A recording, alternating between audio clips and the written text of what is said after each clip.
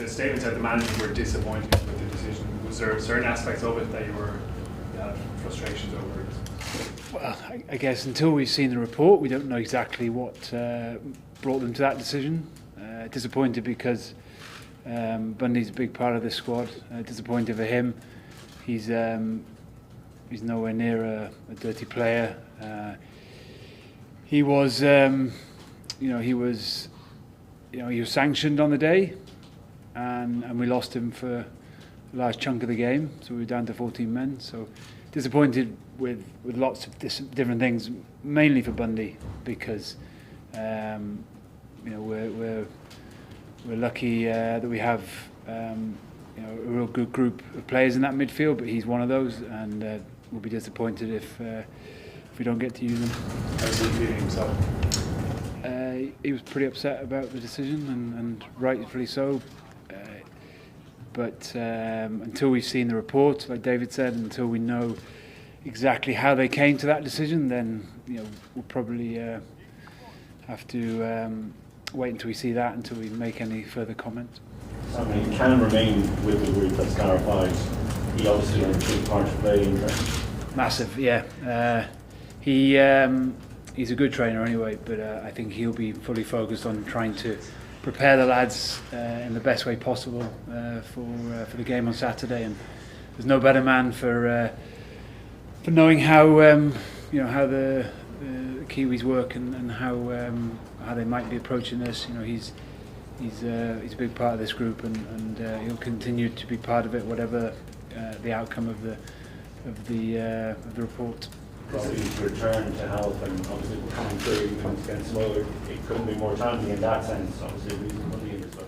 Yeah, I guess in terms of a decision to select two guys in the midfield this week, with Bundee currently out of the equation, it means that Robbie coming back to fitness was great timing.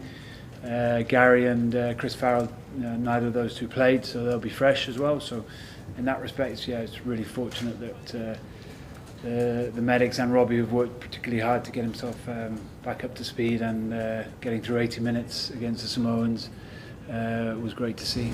Because of the time it would take if you were to appeal, are you preparing for the New Zealand game without him? I guess at the moment we have to, like you say, partly to do with the time that it could take, and we like to have as much clarity early in the week as possible, and we're now Tuesday. Obviously had a travel day yesterday, so we're a little bit limited in terms of time on the pitch, in terms of training. So we've been here before, and it's fine. We'll deal with it, but certainly at the moment we're having to take the course of action that Bundee potentially won't be available to us this weekend. So Nigel Owens has been appointed. What's your reaction to that, and what does how do his games generally flow? I think it's a good appointment. I think we're familiar with him, but so will the All Blacks. He does a lot of rugby championship games. He's one of the Northern Hemisphere referees that does get a lot of coverage in the rugby championship. So I think he's good. He's a good appointment. I think both camps will be pretty happy that to see Nigel out in the middle, and he's got a good way about him. We know him well, but so do they, and I think he'll allow the game to flow, but he'll also be across all the set piece work, and I think he'll be a good man to have in the middle. I mean, what do you make of the changes that the All Blacks have made to their style of play? Because presumably they were made because of the learnings that they took from Dublin in November. How drastic do you think those changes have been? I don't know whether it's solely down to that game, but I guess every team gets to a point where they must keep evolving and keep trying to stay ahead of their opposition, and we're no different. They have, like I said earlier, they have so many threats across the park that they are a team that you can't switch off for a minute. They have enough ball players to play certain styles, but they also have the ability to play a set piece game and muscle up. So, you know, we have to be across the park in our phase attack. We have to look after the ball and make sure we don't give them any soft turnover opportunities.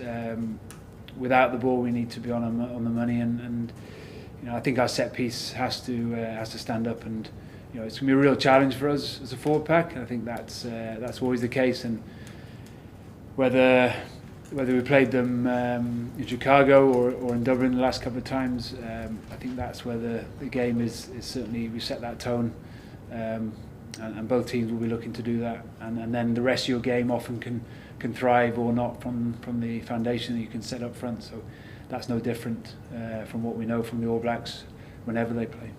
As a former flanker yourself and a forwards coach, what do you make of the way the All Blacks use Sam Cane and Adi Savia as their flankers? Yeah, I mean, I think they have the ability to play tight, but they also are great on the ground. You know, they can cover the ground pretty well. They've got good link men. You know, they have the ability to,